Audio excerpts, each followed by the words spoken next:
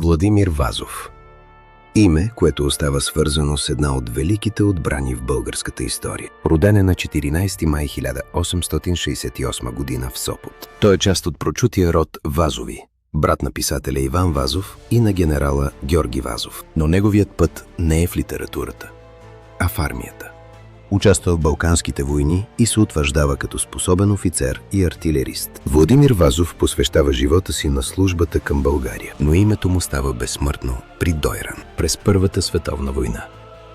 Той командва 9-та плевенска пехотна дивизия.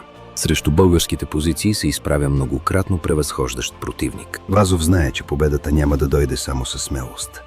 Тя трябва да бъде подготвена. Окопи, укрепления, дисциплина, артилерия и доверие между командир и войници. Между 16 и 18 септември 1918 година Дойранската отбрана не се пречупва. Българските войници устояват. Години по-късно в Лондон британските ветерани го посрещат с почит като достоен противник. След войната Владимир Вазов служи и като кмет на София. Умира на 20 май 1945 година в село Рибарица. Генерал Владимир Вазов.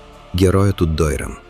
Командирът, който показа, че победата се ражда от дълг, разум и непоколебим дух. За да не забравим героите на България. Последвайте ни!